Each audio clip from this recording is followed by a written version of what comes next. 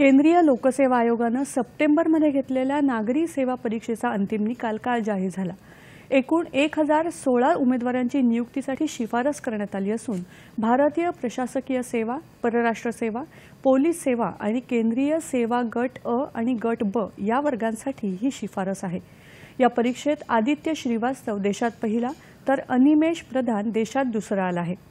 केंद्रीय लोकसेवा आयोगाच्या नागरी सेवा परीक्षेत देशातले एकूण 1016 उमेदवार यशस्वी झाले असून त्यामध्ये राज्यातल्या 87हून अधिक उमेदवारांनी घवघवीत यश मिळवलंय। एकूण निवड झालेल्या उमेदवारांपैकी जवळपास 8.6% उमेदवार महाराष्ट्रातून आहेत। राज्यातून समीर प्रकाश खोडे प्रथम आला असून देशात त्याने 42वा क्रमांक पटकावला आहे। या निकालात पहिल्या 100 उमेदवारांमध्ये महाराष्ट्रातल्या 3 उमेदवारांचा समावेश असून नेहा राजपूत 51व्या तर अनिकेत हिरडे यांनी 81वा क्रमांक पटकावला आहे।